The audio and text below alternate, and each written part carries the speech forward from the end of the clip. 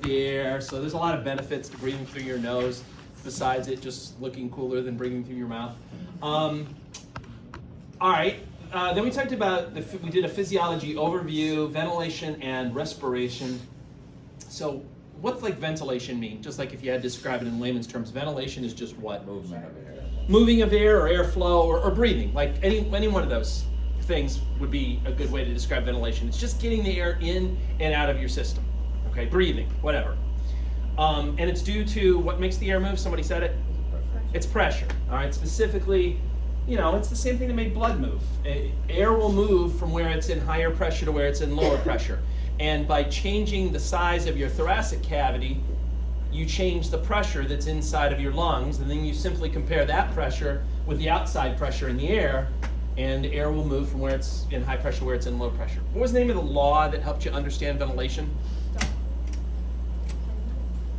What was your second choice? Those are good. We're going to talk about those today. Boyle. Thank you. Boyle's law is the one that should help you understand ventilation. Boyle's law basically says that as you change the volume of a container, it's inversely related to the pressure that's on the substance in that container. So as the thoracic cavity gets bigger, air pressure inside the lungs goes down. As the thoracic cavity gets smaller, pressure inside the lungs goes up, right? That's Boyle's law. All right, we leave that behind. We're going to talk about respiration. What's respiration? That's the actual gas exchange. That's bringing the oxygen into your system and getting rid of the carbon dioxide. Right? Why do your body cells need oxygen again? Glucose, yeah. So to make ATP, okay? Can you make ATP without oxygen? Yes, you can do something called glycolysis, which doesn't require oxygen, which doesn't require mitochondria, but do you get a lot of ATP if you just do glycolysis? No. 8. Would you say 8? Yeah. You get even less than that. You get like 2. For one glucose, you get like 2. It's like nothing. Yeah, it's nothing. It sucks. So most body cells are not happy with that amount of ATP. Most body cells need a lot more ATP. They're going to have mitochondria, which then means they need oxygen in order to do it. So that's why you have oxygen. Where does the carbon dioxide come from?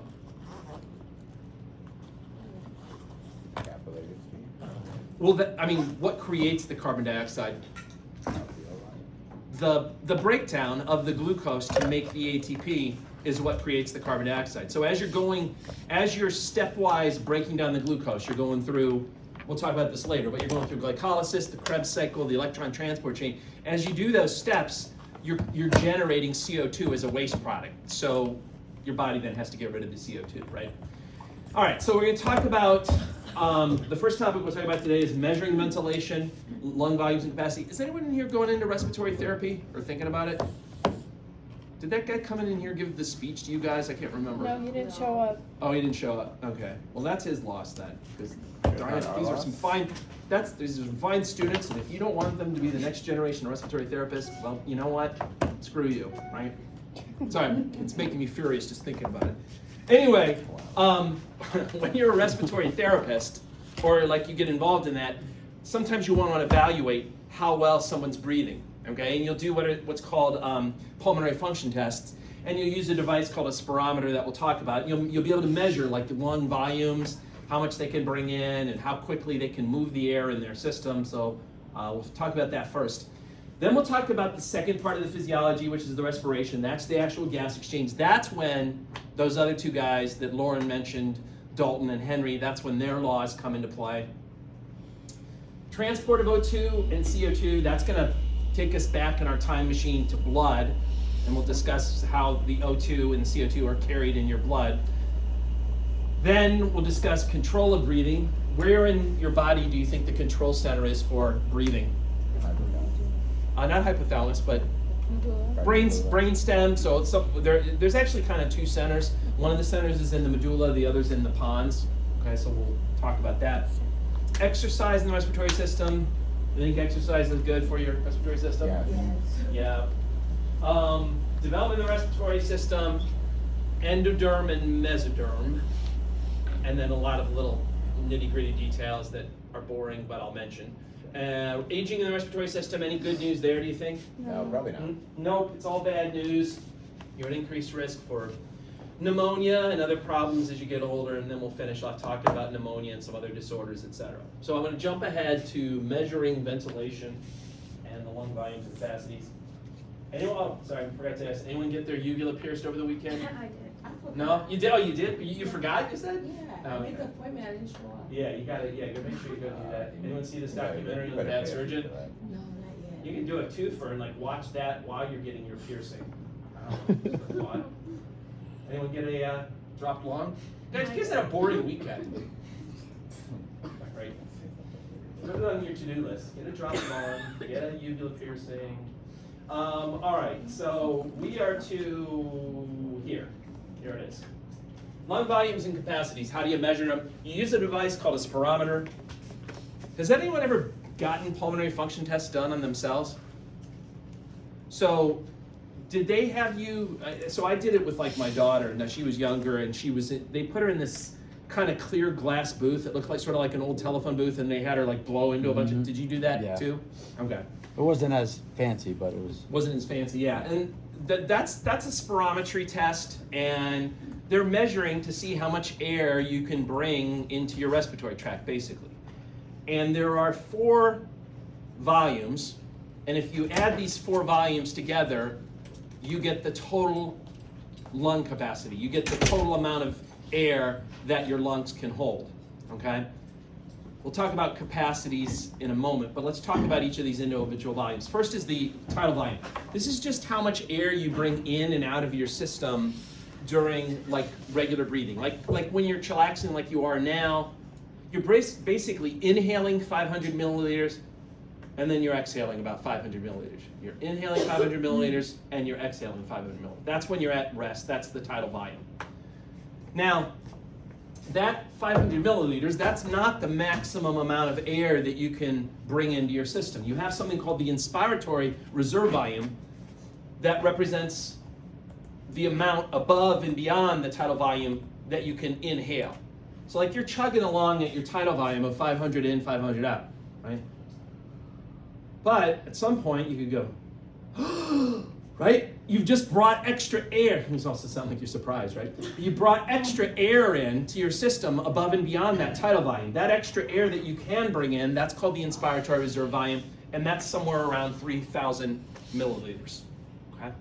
Similarly, when you're chugging along at the 500 milliliters on your tidal volume, there's also more air that you can get out of your system, right? So you're right? There's more air that can come out. That extra air that you can bring out is the expiratory reserve volume. And that's, somewhere hovering around 1,000 milliliters, a little bit more in men, a little less in women. There is some air that you can't touch at all, and they stole the same name that they basically stole from your heart. Remember the residual volume from your heart? That was the amount that was still left in the ventricles after they squeezed the blood out, right? They use the same name here. There's a certain amount of air, again, it's a little bit over 1,000 milliliters, that you basically can't touch, that stays in the lungs, and that's known as the residual volume. Okay? So those are the 4 volumes, and then if you add together 2 or more of those volumes, you get what are called capacities. If you add all 4 of them together, you get the total lung capacity. If you add different other ones together, and not all of them, then you get things like the vital capacity and some other. You know what? Instead of just reading this, let me just show you the graph. So this is what a graph of a spirometer could look like that you've run on a patient. When you're just chilling out, you're just doing the tidal volume. You're inhaling 500, and then you're exhaling 500. You're inhaling 500, then you're exhaling 500. You just keep going back and forth. But you can bring in a little bit more above and beyond that. In fact, almost up to like 3,000 milliliters. That's the inspiratory reserve volume. You can exhale more, and that's the expiratory reserve volume. And then there's that little bit that you really can't touch at all, and that's the residual volume. If you add all 4 of them up, you get the total lung capacity. If you add up everything that you can actually control, everything that you can actually touch, so in other words, everything except for the residual volume, that's going to give you what's called the vital capacity. And then there's some other ones that they use, bless you, that they use less often. The inspiratory capacity, you can see that's a combination of the tidal volume plus the inspiratory reserve volume. The functional residual value is a combination of the the expiratory reserve volume and then the residual volume. There will be some questions, and I'll go through it in lab today, but there will be some math questions that you will have to do for the quiz on Thursday.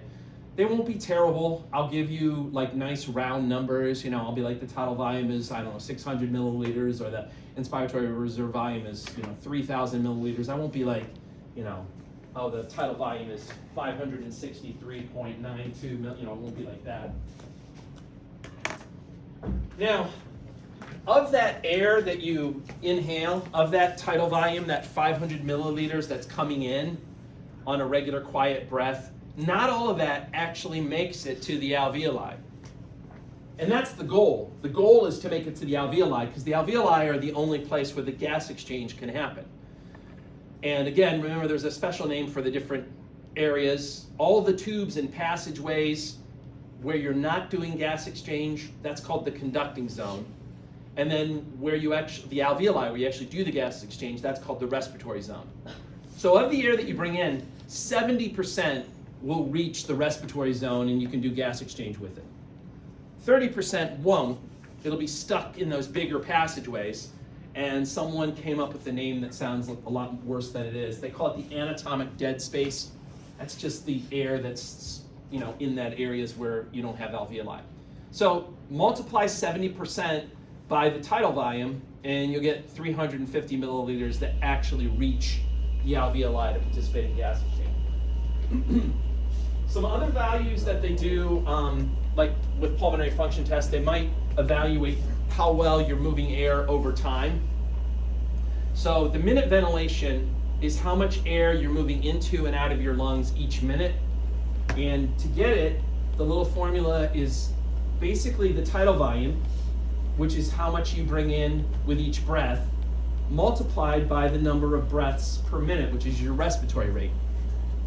That should sound, that general formula should sound very similar to another formula that you already had in this class for a different organ system. Anyone know what formula that's very similar to? Cardiac output. Exactly, it's very similar to the cardiac output, right?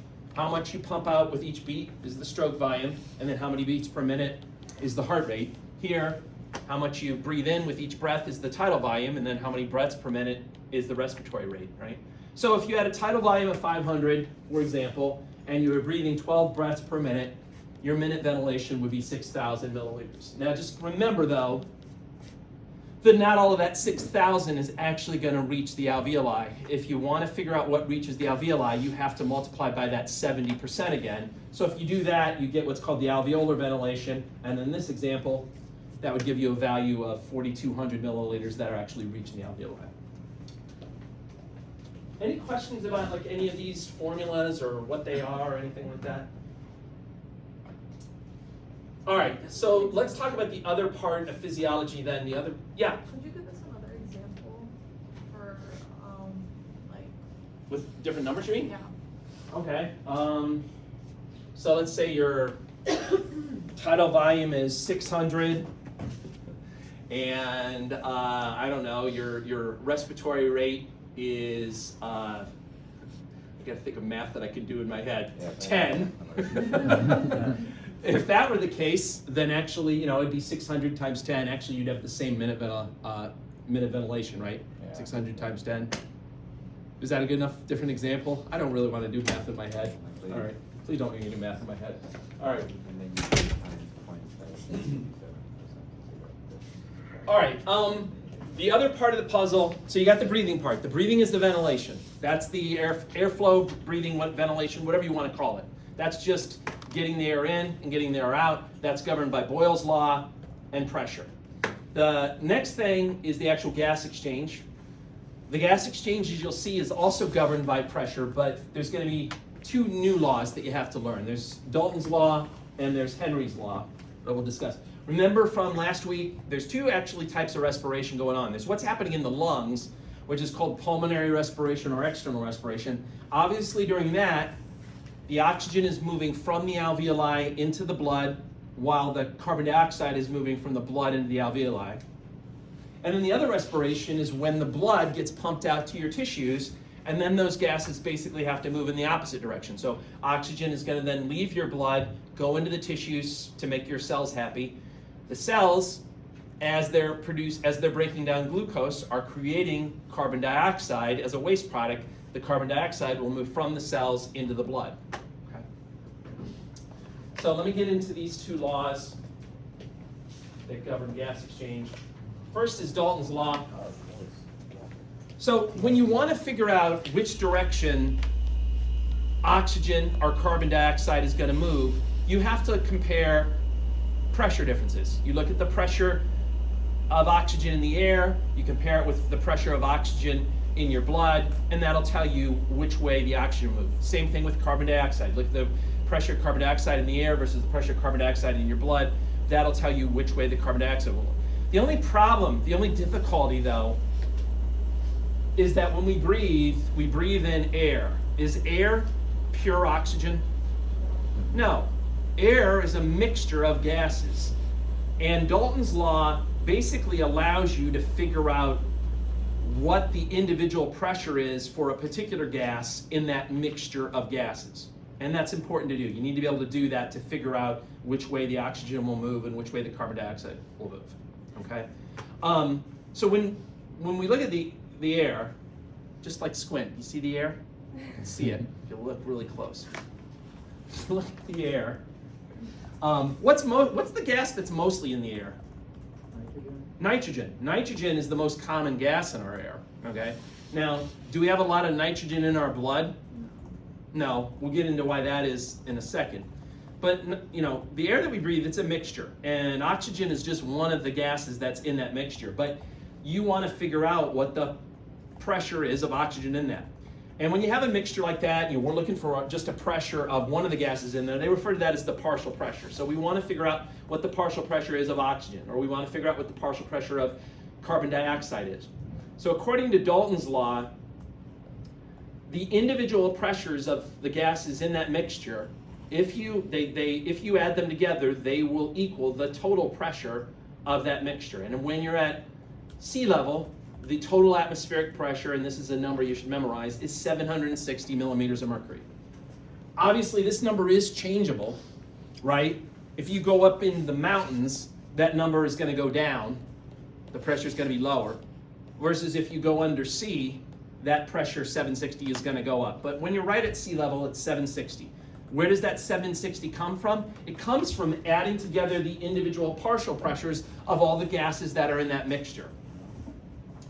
So if you ever want to figure out the partial pressure of a gas that's in a mixture, if you know the percentage of that gas that makes up that mixture, you just multiply that percentage by the total pressure, and it will tell you what the partial pressure is for that particular gas.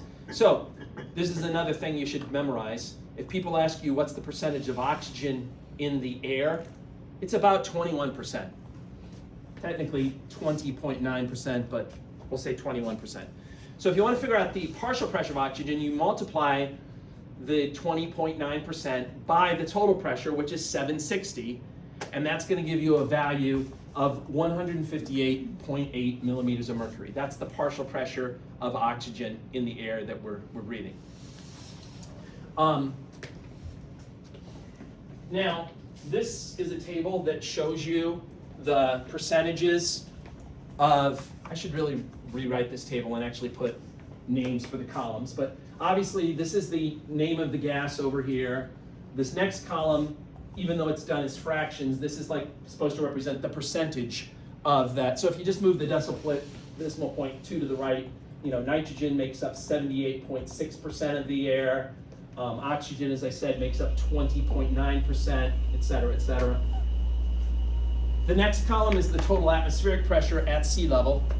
And then the final column is the partial pressure. So when you multiply this by that, you then get this over here.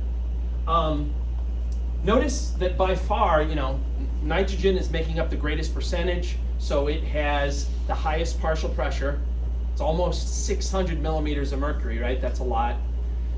What should you actually memorize from this table? I'm not going to nitpick you on this table. I'm not going to ask you what's the partial pressure of argon, for example, and you'll have to say 0.7. But I do think you should know that number one, nitrogen is the most common gas in the air that you breathe. That's just like general knowledge, you should know that.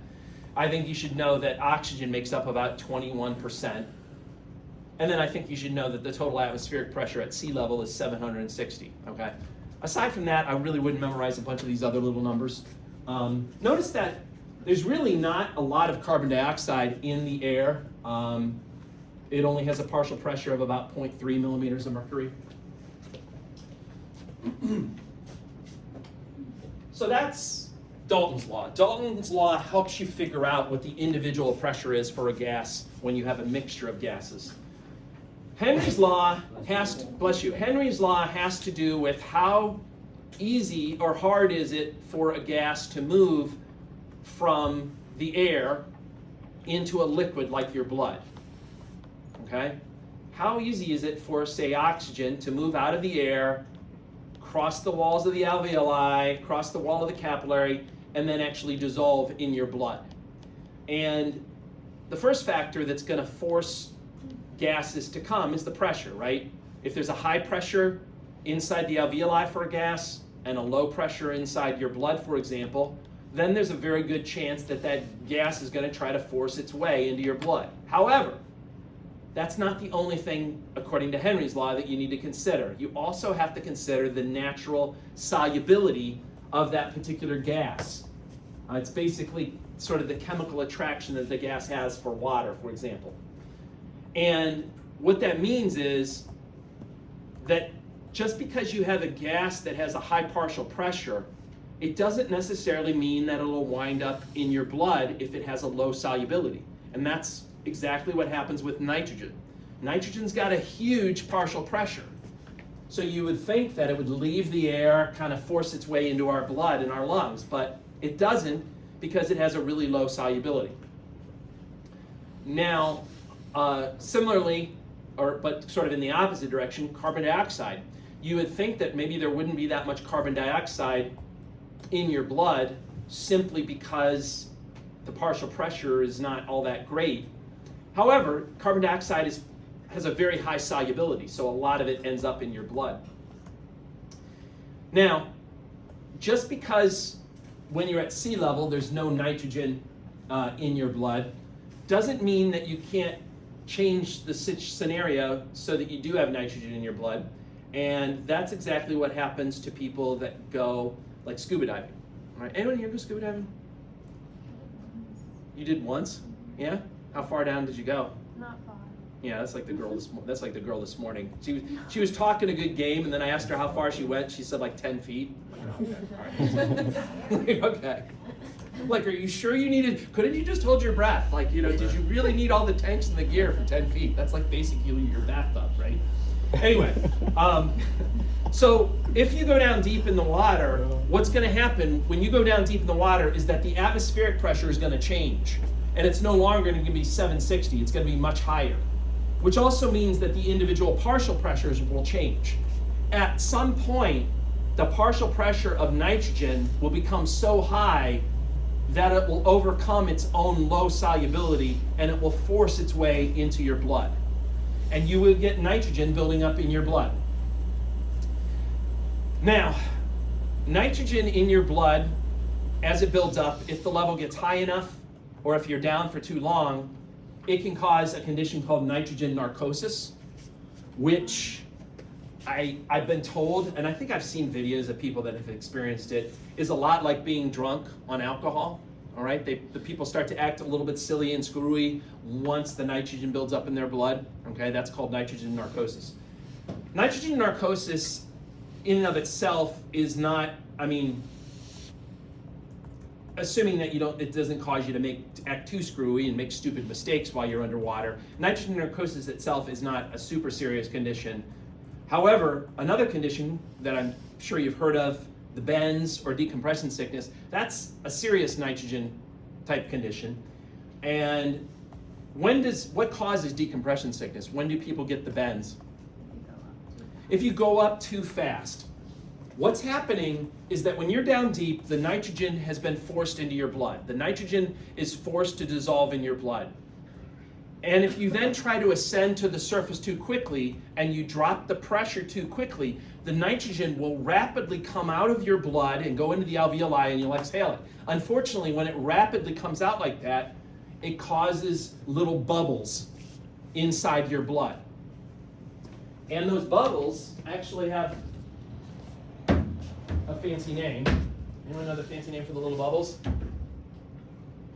They're called death bubbles. No, they're not. They're not called death bubbles. I wish they were. It sounds like they'd be super bad if they were, but they're not called death bubbles. They're called, well, actually, you're going to help me with this. What's the name for when you have like a thrombus and a piece of the thrombus breaks off and it travels? That's an embolus. When those bubbles form, those are called gas emboli, or a gas embolus. And I know it sounds like like you might think that's harmless, it's just a bubble, but in your blood, that's a huge deal. And those gas emboli can act just like regular emboli that have broken off of a thrombus. And they can travel to your lungs and cause like a pulmonary embolism. Or they can travel up to your brain and cause you to stroke out. So people that ascend to the surface too quickly when they've been down deep, a lot of times they die from immediate strokes or from overwhelming pulmonary embolism. So it's a really serious thing. So when you're scuba diving, they train you to go to the surface slowly, and you wear like a diver's watch. And they have certain timetables, like what level you're supposed to go to, and you're supposed to stay there for a certain amount of time before you can then go up to the next level. And the deeper you go, the longer you have to stay at sort of different stations before you can go up to the next. The goal is you got to get that nitrogen out of your system. And if you do it slow enough, it won't form bubbles. But if you just rapidly, suddenly decompress, that's when the bubbles form. Hyperbaric oxygenation, that's a situation where you put a person in a closed tank. Has anyone ever seen a hyperbaric oxygen chamber? Mm-hmm. Yeah? Where did you see one? Oh, I just know my cousin used to do that. Oh, you used to use them? Yeah.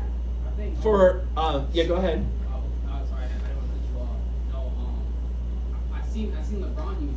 Yeah. Yeah, LeBron has one. Yeah. Why does your cousin have one? Well, he had cancer, so. Oh, yeah, can't. All right. Yeah, you know, I'm not trying to pry. I just didn't know, like, if you just did it, like. He would use them pretty regularly. Like, it was like a thing. Huh. Okay. Well, first of all, I know. yeah, go ahead. Well, I know like athletes they use it because it like if I'm correct, I think it increases the amount of oxygen. I think it increases the amount of oxygen they could take in, and that way like it's supposed to help with like muscle recovery. I think it rushes like blood flow to the muscles. And Yeah. That's accurate. Yeah, like I mean, I don't know. I think it's still somewhat controversial, like if it really helps all that much or not. But yeah, LeBron owns one of these chambers. I mean, they cost like millions of dollars. You know, like the average person isn't going to just buy one of these chambers and then go sit in it. But they force high pressure oxygen into your system. Basically, they up the pressure so that more oxygen goes into your system, and that may help with recovery from sports, although it's somewhat controversial. One thing it is known to help with is if you have an infection with a obligate anaerobic bacteria. Who in here has taken micro? They talk to you about obligate anaerobes. Like you can't live, those bacteria can't live with oxygen. That's right. There are some bacteria that hate oxygen. They can't live with oxygen. For example, the bacteria that causes tetanus, Clostridium tetani, that's an obligate anaerobe. It can't live if it's exposed to oxygen. So if you have somebody that has an overwhelming infection with any of these types of bacteria, putting them in a hyperbaric oxygen chamber could presumably help with those types of infections. Okay. The only time I ever saw one was at Westchester County Medical Center. They have one in the burn unit there, and I think that was again to help again with possible infections that are going on. It might have also helped some of their skin grafts take, because they're also doing skin grafts on burn patients. But anyway. All right, so let's talk about the actual gas exchange then. So what's happening? It's, once again, our old friend pressure. But in this case, you have to look at the partial pressures for each individual gas, and then that'll tell you which way the gas will move. So if you were to calculate the partial pressure for oxygen, remember it started out as like 148 millimeters, that's in the atmosphere. By the time the oxygen gets down inside the little alveoli, it's dropped somewhat, and it's about 105 millimeters of mercury in the air. If you look at the deoxygenated blood that's coming from the right ventricle, the partial pressure in the blood for oxygen is about 40 millimeters of mercury. So 105 is greater than 40, so oxygen is going to move out of the alveoli, through the walls, and then get into the blood. If you looked at the partial pressures for carbon dioxide is about 40 millimeters of mercury inside of the alveoli. But in the deoxygenated blood that's coming up through the pulmonary trunk, it's got a partial pressure of about 45. Yes, I know it's not a big difference, but it's still big enough that carbon dioxide will move from the blood into the alveoli and you'll exhale it. When the fresh oxygenated blood gets pumped out to your tissues, by the time it gets pumped out to your tissues, now the values for these two guys in the blood are about 100 for oxygen and about 40 for CO2. Once that comes out to your tissues, you compare those with what the pressures are inside the tissues. For oxygen, it's 40. For carbon dioxide, it's 45. So oxygen is going to leave the systemic capillaries and go into your tissue cells, and carbon dioxide is going to go in the opposite direction. Okay. So it's just a matter of knowing what these pressures are, and then wherever it's higher, it'll go from that side to wherever it's lower. Now, there are 4 other factors that can influence how fast the gases are exchanged. So first is the partial pressure difference. The greater the difference, the faster the gases will be exchanged. Surface area matters. Anyone remember how much surface area you got out of your alveoli? If you lay all your alveoli out, how much surface area? 750. 750 square feet. Okay, that's huge. Now, not necessarily all of those alveoli are open when you're at rest like you are now, but when you exercise and you use some extra muscles, you can take even deeper breaths. That can open up more alveoli. So the more alveoli that are open, the more of that 750 square footage that you have access to, the faster the gas exchange is going to be. Conversely, if you have a disease where you've destroyed your alveoli, such as emphysema is a disease where the alveoli get destroyed, and you have these big sort of pockets in your lungs, instead of having lots and lots of little alveoli, you got big pockets. Those people have lost a lot of surface area, and as a consequence, they can't get the gases in and out of their body as effectively. Okay, so it slows down the rate of gas exchange, and it may even lead to like shortness of breath and other symptoms and things like that. The diffusion distance refers to how wide is that membrane or membranes that you have to travel across to get these gases in and out, right? Remember, if things are relatively normal, then that should be a pretty, this is essential, this thing that they're calling the respiratory membrane, also known as the alveolar cap, that's the diffusion distance. And it's really thin, right? Because you've got a simple squamous epithelium for the alveoli, and you got a simple squamous epithelium for the capillary, so it leads to a really thin respiratory membrane, a really short diffusion distance.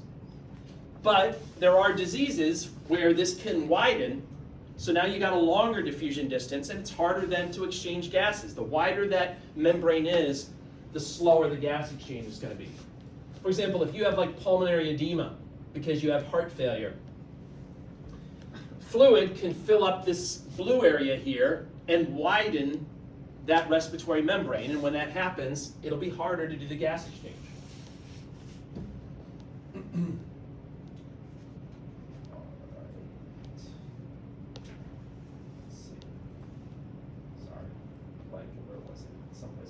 All over the place. 43. 43. Let's get your deck together. We paid a lot of money for this class. I expect a well-oiled machine. All right.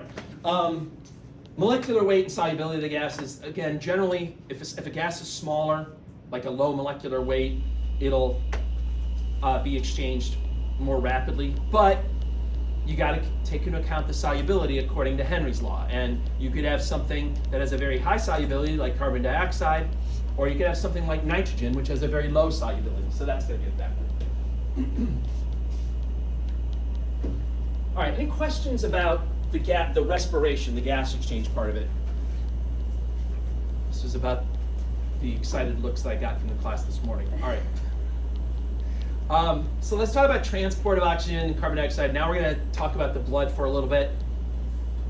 So how are these gases carried inside your blood? How are they transported? For oxygen, you can see up there that most of it, as you probably surmised from the blood chapter, is attached to hemoglobin. Okay? How many oxygens potentially could one hemoglobin hold? 280 million. That's what they said this morning. So that, just to be clear, 280 million is how many hemoglobins can fit in one red blood cell. But one hemoglobin can hold a total of how many oxygens? 4. 4. Okay, one hemoglobin can hold up to four oxygens, all right? And we'll get into that in a little bit, but I just wanted to be clear about that. So anyway, if you looked at all the oxygen that's in your blood, 98.5% of it would be attached to hemoglobin, okay? And when you have hemoglobin with oxygen attached to it, you call it oxyhemoglobin. One really important thing we're going to discuss in a bit, it's going to make you totally sick, is that hemoglobin is only good for transportation. It has to let go of the oxygen in order for the gas exchange to happen at the lungs or to happen in the tissues, right? So it's great for moving that oxygen out to your tissues, but once it gets there, the hemoglobin has to let go of the oxygen. The oxygen will pass through the cell membrane of the red blood cell. It'll then be in the plasma, and then the oxygen can cross the wall of the capillary and get into the tissues. So just bear that in mind, that letting go of the oxygen by hemoglobin is super important. That's known as dissociation, okay? It's also what you do sometimes when you don't want to think about this class, you dissociate, okay? 1.5% is actually, in some ways, the most important part. That's the part that's dissolved in the plasma. That's what creates the partial pressure of oxygen in the plasma. That's the only part that can actually cross the cell membrane, that's the only part that can cross the wall of the capillary and actually get into the tissues. So as oxygen falls off of the hemoglobin, it will move through the wall of the red blood cell, it will become this, and then it'll cross into through the wall of the capillary and into the cells. So that part is arguably the most important. So, as oxygen builds up in the plasma, it will naturally cross the wall of the red blood cell and it'll start to attach to the hemoglobin. As oxygen moves out of the plasma and through the wall of the capillary into the tissue, that will then cause the hemoglobin to let go of more oxygen, which then will move into the plasma, etc. So just put that in the back of your mind. We're going to talk about that in a moment. CO2, some CO2 is dissolved in the plasma, 7%. That gives you the partial pressure of CO2. Some, and we haven't really highlighted this until now, is actually attached to hemoglobin. Carbon dioxide can also attach to hemoglobin.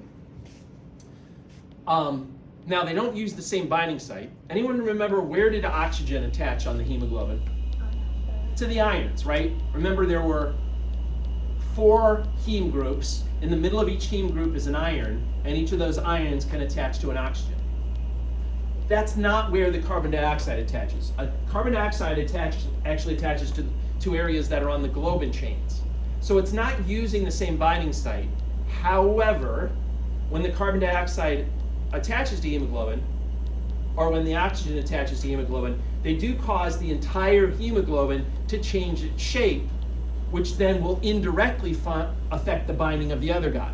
So as more and more oxygen attaches to hemoglobin, it'll change the shape and it'll make it harder for the carbon dioxide to bind.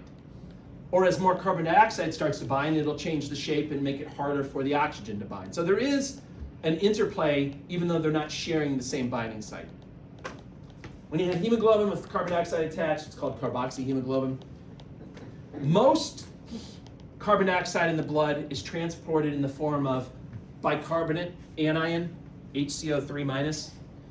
And the way that works is due to a chemical reaction that takes place inside of your red blood cells. So body cells, as they're breaking down glucose, they create CO2. CO2 leaves the tissue cells, goes through the wall of the capillary. The CO2 then goes into the red blood cells. And when it's in the red blood cells, there's an enzyme there called carbonic anhydrase that will combine the CO2 with water and form carbonic acid, which is this guy. Now the carbonic acid doesn't stick around for very long. It breaks up into a hydrogen ion and then into this bicarbonate anion. This is all happening inside of the red blood cell. But the bicarbonate anion doesn't stay inside of the red blood cell. Instead, it moves through the wall of the red blood cell into the plasma.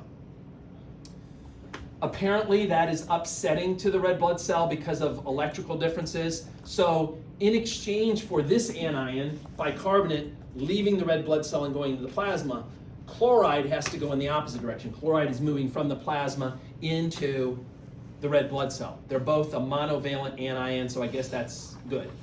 And then, just to make things miserable for future A&P students, someone said, hey, wait, we got to name this whole thing so you can test it on it. I'm like, thank you. And that's called the chloride shift.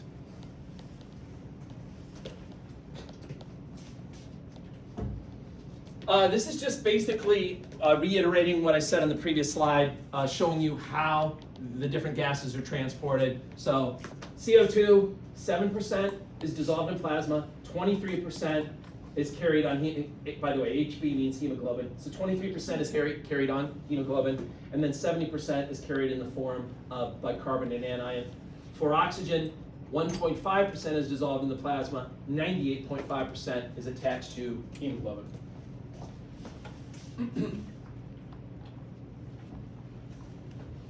All right, now let me get into more detail about the hemoglobin. So here's a picture of hemoglobin to refresh your memory. Remember, each of these blue things is called a globin chain. Each of the yellow things inside of it are called a heme group, and then the little red dot on each is supposed to be an iron. Every one of those ions can potentially attach to an oxygen. So one hemoglobin can potentially carry 4 molecules of oxygen. It doesn't have to carry 4, but it can carry up to 4. If it carries all 4, if all 4 sites are bonded to oxygen, you can look at that hemoglobin and say that it is 100% saturated with oxygen. If only one of the 4 is bonded, you'd say it's 25% saturated, or if 2 of the 4, it's 50% saturated, etc. Clinically, there's a way to measure how well your hemoglobin is carrying oxygen, and that's through using this device called a pulse oximeter that you put on someone's finger. Has everyone in here had a pulse oximeter put on before? Especially in COVID, it was crazy. Yeah, oh yeah. You don't have to tell me. Mine was like sailing downward, and I had to go to the ER, and I like freaked out. I'm picturing ventilators and stuff, and they said, "Stop being a hypochondriac, man up, and go home," and just, We're busy here. Yeah, we're busy here. Yeah, they kind of kicked me out. They're like, "Get out of here, bum." So anyway, what this device does is it uses infrared light to shine a light basically through your nail. Helps if you don't have like nail polish on. It shines a light through your nail, and it looks at the color of the blood that's in your nail bed. And by looking at that color, it can convert that into a percent saturation of hemoglobin. Okay? It can literally read based on the color. The more hemoglobin is saturated with oxygen, the more red the blood is going to appear, and this device can actually figure out exactly where it's at. So if you were to put a pulse ox on somebody right now, a typical value that you would see read back would be somewhere around 95 to 98%. What that's doing, it's giving you like an average value of all the hemoglobins. How well are all the hemoglobins carrying oxygen? So obviously there's going to be a lot of hemoglobins that are going to be 100% saturated, right? All 4 binding sites are bonded to oxygen. There's going to be a ton of those. But every now and then there'll be like a scallywag or like a loser that's only got, say, 3 of the 4 sites attached to oxygen, or 2 of the 4. And that's why this typically doesn't perfectly hit 100%. All it takes is a few people to ruin the average. Trust me, I know from teaching, okay? All it takes is a few people to ruin the average. Yeah. It's actually off topic, but it has to do with like breathing. Yeah. So if you've ever played sports, I've heard of them. Yeah, so if you ever play sports, like you have a breath, like you might put your hands on your knees to like get your breath back quicker. Uh-huh. But your coaches always tell you don't do that, put your hands on your head. Oh. But a study came out, I don't know when, like I think maybe last year, that there's no actual like evidence that says that like putting your hands on your head makes you gets you like oxygen faster. Was that like if it on your knees? Are they thinking you're compressing your thoracic cavity? Like if you're doing this, so you can't take. Like if you do this, is it like you're opening? Yeah, it's like so like I had coaches that used to tell me like, oh, like you're not getting no oxygen down there, so like stand up straight and just put your hand on your head. Wait. Did they think that like oxygen levels were lower, like a few feet down? So. Well, I think what it really was like kind of like a mindset thing. Like, like I don't know, maybe like being your knees, because like it's more easy. It's easy when you're out of breath. It's easier to like put your hands on your knees and actually stand up. Right. So I think they're trying to build like mental toughness. Oh. I think that's what they're really trying to get at. But they would like say that like, oh, but it's actually better to like stand up straight. I mean that makes sense to me from a mechanic standpoint. Standing up straight might, in theory, you know what I mean? Like when you're down here, you're a little bit more compressed. But like, if they thought it was because there was more oxygen up here than there was down there, That's what they say. Yeah. Those coaches. Ugh. All right. Anyway, one fun fact that you may not have known is that when the blood goes out to your tissues and it supplies the tissues with oxygen, we then refer to that blood as deoxygenated blood, and we say, oh, that's deoxygenated blood. It's in your veins. That's deoxygenated. It looks blue. Blah blah blah blah blah. The truth of the matter is that deoxygenated blood still has a lot of oxygen on it. It's not like all 4 hemoglobin sites gave up their oxygen. In reality, assuming you're at rest and you're not doing much, typically only one of the 4 binding sites has lost its oxygen. The other 3 sites still have oxygen attached. So quote unquote deoxygenated blood is still about 75% saturated with oxygen. Now, that's at rest. Obviously, if you're exercising and you're doing things where your body cells really need oxygen, you can go lower. You can come closer to having all of the binding sites release their oxygen, okay? But at rest, it's about 75%. Now, this then leads to the topic of the hemoglobin, or the oxygen hemoglobin dissociation curve, which I think, I don't know, maybe confuses students a little bit, but this is a curve showing you how, as oxygen builds up in the plasma and gives you that partial pressure of oxygen, as oxygen starts to build up in the plasma, it will then naturally cross through the cell membrane of the red blood cell, and it will start attaching to the hemoglobin. Conversely, when oxygen leaves the plasma and it goes out into the tissues, that will then cause the hemoglobin to start letting go of oxygen. The oxygen falls off the hemoglobin, it goes out of the red blood cell, it goes into the plasma, and then from the plasma it goes out to the tissues. So this is the curve, and I want you to write the like down here where it's at 100, this would be after the blood has just visited the lungs. After the blood has just gotten oxygenated in the lungs, if you could look at that situation, the partial pressure of oxygen in the plasma would be about 100. And that's a pretty high pressure, which means a lot of the oxygen then is being forced through the cell membrane of the red blood cell, and it's attached in the red blood cell. So if you follow this dotted line up to the curve, and then you go over, you'd see that with a partial pressure of about 100, the percent saturation of hemoglobin is going to be pretty darn close to 100% saturated. Again, all it takes is a few losers to not be completely saturated, and then that ruins it. So it's probably going to be around 97 or 98%. Okay? That's in fresh oxygenated blood. When the blood goes out to the tissues, the oxygen's going to start leaving the plasma. It's going to go into the tissues, and so the partial pressure of oxygen is going to go down. And it's going to go down to about 40. And if you were then to follow the dotted line up on this curve at that point, that's where you get that 75%. So it's as if, on average, each hemoglobin has given up one of its oxygens. And when you're at rest, then you're basically jumping between these two dotted lines. This is when blood has just left the lungs. This is after blood has then visited the tissues. Back and forth between those two lines. However, if you decide to do something crazy like exercise, right, then the hemoglobin's like, all right, I got you. Let me release more of my oxygen so that, your skeletal muscles and things so that they can, make ATP, etc. So under those circumstances, more oxygen would be pulled out of the plasma, which would cause the PO2 to go down even further. And if you follow the curve up to the point of the curve there, then you'd see that the hemoglobin saturation is about 35%. So, now each hemoglobin is coming back to that right atrium, having given up more of its oxygen. All right, clearly the body needed it because it was exercising, etc. So in an exercise situation, you're jumping between this dotted line and then that dotted line all the way down there. Okay. Now, as soon as you think you understand the curve, they then introduce this concept of shifting the curve, which just means that the curve can go to the right or to the left. And you know what? I'm going to just see if I can do this without looking at this. Let me jump to the picture and just kind of walk you through what that slide says. So there are three sort of blood or body tissue parameters that can cause the curve to shift. And that's a change in the blood pH, change in blood CO2 levels, and then a change in the temperature.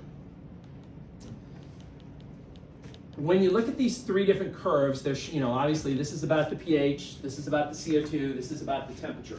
The black line in the middle on each of these, that's supposed to represent the normal curve. The red lines that you see up there, that's what happens when the curve shifts to the right. And the blue lines up there are when the curve shifts to the left. Okay? Now, when the curves shift to the right, it means that hemoglobin is letting go of oxygen more easily. It's not holding on as tightly. It's allowing the oxygen to be let go, which will then go out of the red blood cell into the plasma, and then it'll cross the wall of the capillary, and it'll supply the tissues. So when a curve shifts to the right, it makes it easier for the tissues to get oxygen. So just to show you, for example, let's just pick this one that's looking at pH. Notice if you start with, say, a partial pressure for oxygen of 30, if you're just using that middle curve, the normal black curve, your hemoglobin saturation is going to be somewhere around maybe 49%.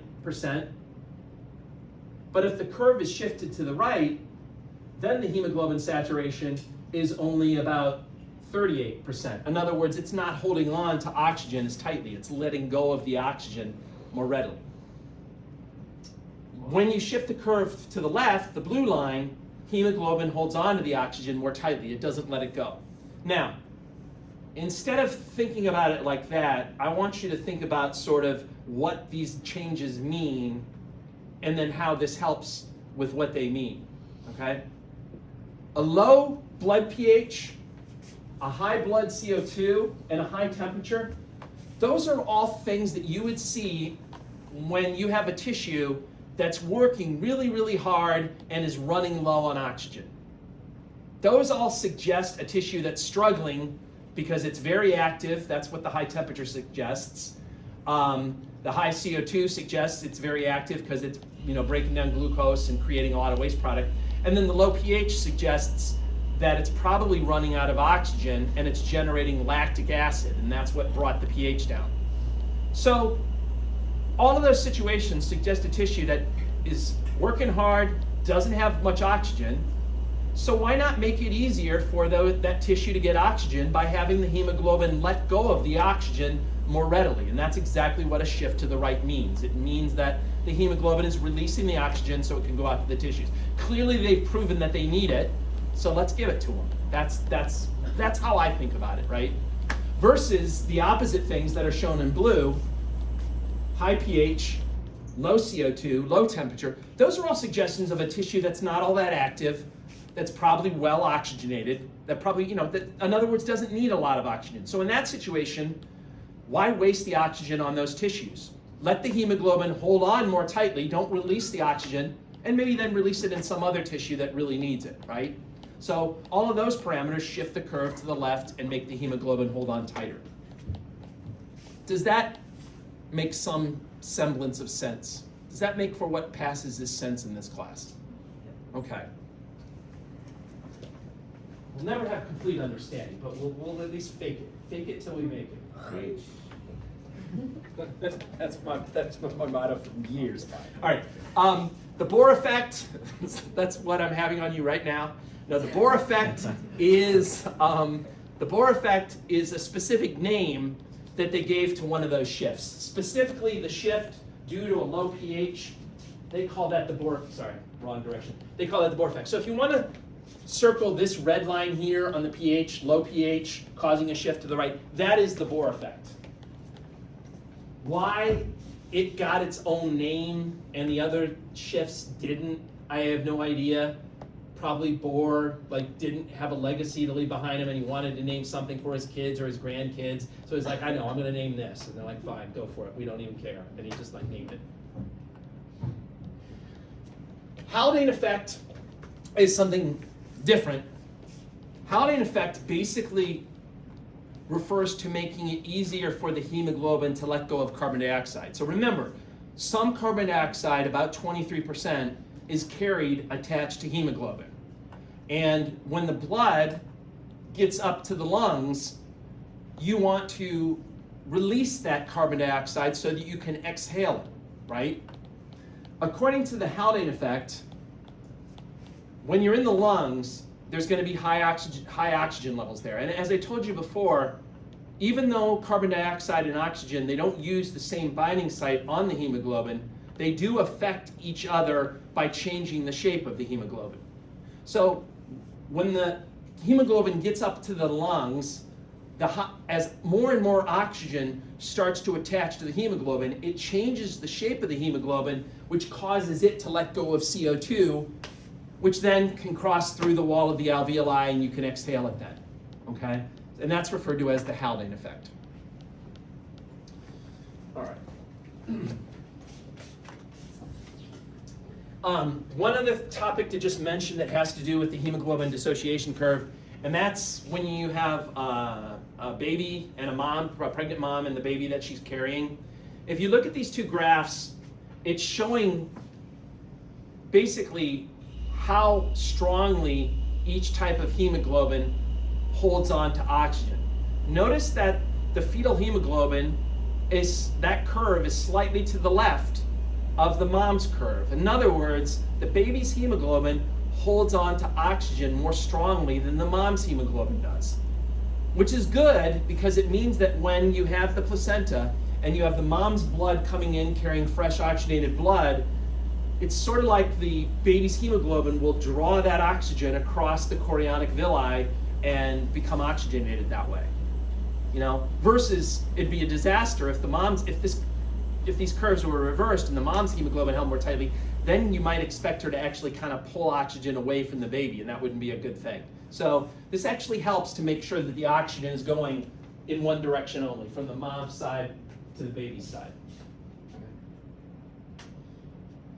Any questions about the oxygen hemoglobin dissociation curves? All right, control of breathing, think brainstem. That's why, there's the cardiovascular center that's there. There's vomiting centers, hiccuping centers, swallowing centers. All these important vital centers are located in the brainstem. Remember from A&P1, the brainstem is the most important part of your brain just for keeping you alive, right?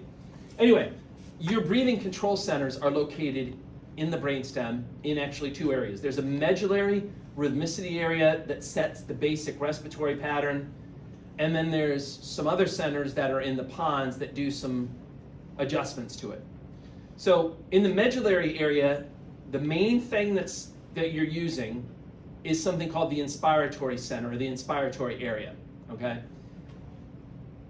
When you're at rest like you are now, that's basically the only center that's active. When the inspiratory center kicks on, it'll send signals to your diaphragm using the phrenic nerve. Anyone remember what spinal nerves give rise to the phrenic? C3, C4. There you go, C3, C4, C5, keep you alive, right? Anyway, the phrenic nerve will go to the diaphragm, the intercostal nerves will go to the external intercostals, and when they stimulate those muscles, right, remember the diaphragm is going to go downward, that's going to make your thoracic cavity bigger in this dimension. The external intercostals are going to kind of pull your ribs out like that, that's going to make the thoracic cavity bigger in that dimension. And according to Bohler's law, that's going to then cause you to inhale, All right, you've made the thoracic cavity bigger, you will then inhale.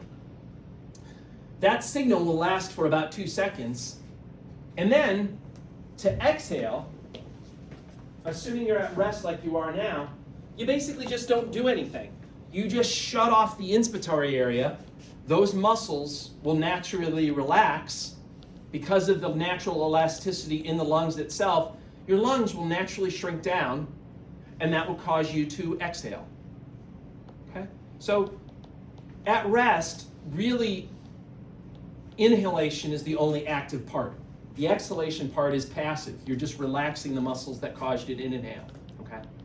At rest.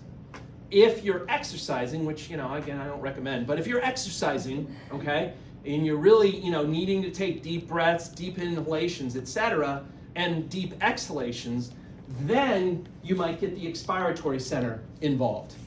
Remember, there are muscles that can help you exhale. For example, there are internal intercostals that can squeeze your ribs down and make them smaller.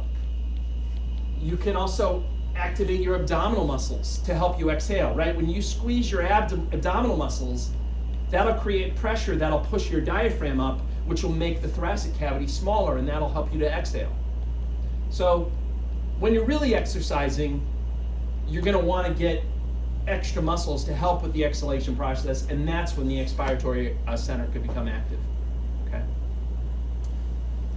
Now, there is the centers in the pons that also play a role. There's 2 centers, a pneumotaxic area and an apneustic area. The apneustic area is just kind of smoothing out the transition between inhalation and exhalation. So it's interfacing with the medullary, or it's interacting with the medullary rhythmicity area, and it's trying to make a smooth transition between inhalation and exhalation. The pneumotaxic center is really involved in sort of a reflex that we'll talk about called the Herring-Brewer reflex, which is designed to prevent you from over-expanding your lungs. Believe it or not, if you take a deep enough breath and you hold it for a long enough period of time and you keep doing that, apparently that can actually damage your lungs over time. And the pneumotaxic center is there are stretch receptors in your lungs and stuff that actually send signals in there that will stop you from inhaling if it's going to damage your lungs.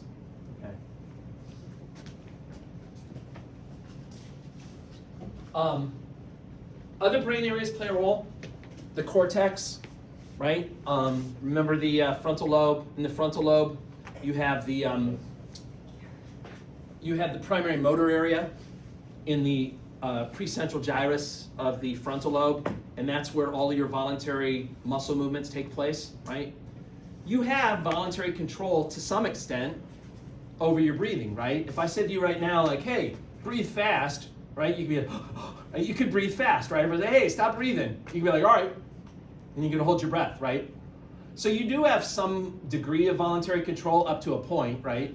Obviously, if I said, hey, hold your breath, and then I don't tell you to stop, eventually, at some point, a reflex will kick in, and you'll have to take a deep breath in order, to keep going or whatever. Which I guess, that's one of the things that really sucks when you're drowning, is that first breath that you have to take when you've been floating in the water and you know water's gonna come in. Ugh. Okay, sorry, don't think about that. That's disturbing, right? But I guess that happens at some point. You're just screw it, I've gotta breathe. You know how long you can hold your breath underwater? The actual number? Me personally, or is No, there? just in general, an average. No, what's the average? I think it's 8 minutes. Wow. Hell no. No way. Average? No way. I'll put money on the. I'm like, Hold on. at 3 minutes. Put money on the Hold on. under. We're gonna look Put it money up. on Hold on, the no, I under. just gotta give you. Okay, Google. No, yeah, that's David Blaine over there. What is he How talking long about? can an average person hold their breath underwater? I put the under. Between 30 to 90 seconds. It's a minute. All right, I don't know. I mean, you're in pretty good shape. You could probably do 8 minutes. I'd be happy if I could do 8 I'll put seconds. the under you on know? max too. Nah, I saw You something. like max. Put the under. Okay, 90 seconds a minute. we'll look it up again. Give me the source. Maybe it was referring to something a little bit different. He said the onion. It was the onion. No, it was from the onion. No, it wasn't the other. Emotions can play a role. Hypothalamus, effects from pain and things can make you hypo or hyperventilate, just depending on the situation. So it's not just the medulla and the pons. There are other, areas in your brain, that can get involved. All right, exercise in the respiratory system. Yes, it's a good thing. When you're doing an aerobic exercise like running or biking or swimming or whatever, you're using your muscles for an extended period of time. You may remember from A&P1, when you start to use your skeletal muscles for anything longer than a minute, you're going to have to switch over to aerobic cellular respiration. So you're going to have to increase blood flow to your muscles. So the heart's like, all right, I got to jack up my cardiac output. But that's not going to be of any benefit unless the lungs also rise to the occasion. So, you got to take deeper breaths. Maybe you'll get accessory breathing muscles involved to give you deeper breaths. For example, like the sternocleidomastoid or the scalene muscles, they can allow you to do that, etc. So it's two things. When you're doing aerobic exercise, cardiovascular system's got to increase, but so does the respiratory system. When you're really exercising, the diffusing capacity may increase threefold. That's basically due to greater surface area. So when you're chillaxing like you are now, there are some alveoli that are maybe a little bit collapsed. They're not really participating in gas exchange. But once you start taking really deep breaths and using those accessory breathing muscles, you're going to be popping open more alveoli, and you're going to be coming pretty close to hitting that maximum surface area of about 750 square feet, right? So again, the more surface area you have, the greater you're going to be able to get oxygen in your body, the better the diffusing capacity is going to be. Development of the respiratory system, do I have to? All right, so fine. So the inner lining, the epithelial layer of your respiratory tract is coming from endoderm. So like, remember, what's the epithelium that's like in your nose and inside your trachea? What kind of epithelium is that? So, somebody, yeah, pseudostratified. Yeah. Yeah, you got it all in there. It doesn't sound as cool as when I say it, but you got it all in there, yeah. Pseudostratified ciliated columnar epithelium with goblet cells, right? That's coming from endoderm. The other junk that's on the outside, the smooth muscle, the cartilage, that junk, that's coming from mesoderm, okay? Aging, what happens when you age? Well, bad things, we already established that. Vital capacity, again, the vital capacity was the maximum amount of air that you can actually touch, that you can move, right? It's everything except for the residual volume. That's going to go down as you get older. You hold less air in your lungs as you get older. And as a consequence, you aren't able to oxygenate your blood as well. So the blood O2 levels will go down. Why is that happening? Well, a lot of it just has to do with loss of muscle mass and loss of joint flexibility. All right, when you get older, everyone else talks about, your skeletal muscles. Oh, my biceps are not as big as they used to be. Oh, I got to work with my lats or delts or quads or glutes or whatever the hell, right? But, your diaphragm, the external intercostals, those are getting screwed over too, right? No one ever talks about those. But those are actually super important because as those muscles become weaker, you're not going to be able to take as deep a breath, and that's going to affect your vital capacity, your blood oxygen levels, etc. Another thing that sucks as you get older, we already know your immune system doesn't function as well when you get older. Those alveolar macrophages that sit in the alveoli, by the way, anyone remember the special name they had for those alveolar macrophages? There's a silly name they call them.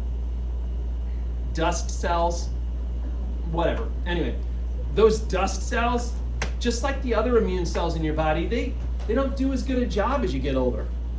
Their job was to be on the lookout for any bacteria that somehow made it all the way down to the alveoli and then to gobble those up. If they're not working as well, you're going to be more prone to getting things like pneumonia, okay? And the guys that are supposed to really help prevent even the stuff from getting down there, which is the cilia and the mucus, that's also not working as well. So that dirty mucus, what were the two options with that dirty mucus? Spit it on the sidewalk, right? Spit it on, or just swallow it, right? Bring it into your GI tract. Well, guess what? That's not working as well either. So all that dirty mucus starts going down, following gravity, and ends up inside your alveoli, and then you get a pneumonia, right? Pneumonia is like the great equalizer. There are lots of old people that die from pneumonia. The great equalizer. I mean, I say that in the sense that they have a lot of, like, you can have a lot of crazy diseases going on, but a lot of times what actually kills a patient is they get a pneumonia, because whatever other disease they had left them bedridden where they can't move around all that much, and next thing you know, they've got a pneumonia. So like a lot of demented patients that have whatever, Alzheimer's, whatever, they end up dying from a pneumonia. Well, isn't it deadly for like, any ages? Well, yes and no. I mean, you don't want to get a pneumonia when you're younger, but when you're younger, your immune system's generally working better. Your cilia, the other stuff, those aspects are working more effectively. You're also able to hang on longer because you don't have a lot of other diseases that you've probably accumulated, etc. So, yeah, pneumonia is not it's not nearly as serious in a younger person as it is in an older adult. Right? And that's not to say younger people can't die from pneumonia. They do, but it's usually younger people that have other serious conditions going on, etc. Or maybe it's just a really serious type of pneumonia that's caused by something that they don't have a treatment for. Anyway, asthma. Asthma is hyperreactive airway disease. The smooth muscle that makes up the smaller bronchioles, they can become triggered by allergens or stress or other things to contract. When they contract, the airway diameter is going to get smaller, and a person's going to have an asthma attack, and they're going to feel short of breath, etc. Limiting your, figuring out what the allergen is that triggers it, staying away from that if you can. Putting these patients on regular anti-inflammatory inhalers, corticosteroids. Over time, neutrophils and other junk, they'll show up in your lungs, and they can actually be part of the problem. Like neutrophils and stuff, when they do an inflammatory reaction, like in your skin or something, you're like, oh, that kind of sucks, the area is red or whatever, and like, that sucks. However, when they show up in the lungs and then all their buddies show up to fight off whatever's there, it's a problem because they'll fill up the airways, and so your response is actually creating more symptoms too, right? So inflammation in the lungs is not it's good and it's bad. I mean, it might help if there's a bacteria or something there, but the response itself can also create problems. So anyway, you put these people on steroids to reduce that, then you give them rescue inhalers like albuterol when they have these attacks and the smooth muscle contracts. They take a big puff of albuterol, which basically stimulates a sympathetic response, and they dilate their airways, and they can breathe. Bronchitis and emphysema, these are both part of COPD, chronic obstructive pulmonary disease. These are diseases that you typically see in cigarette smokers. Chronic bronchitis, you get like inflammation of the bronchi, excessive mucus production happens. It can set them up for getting pneumonias and other things like that.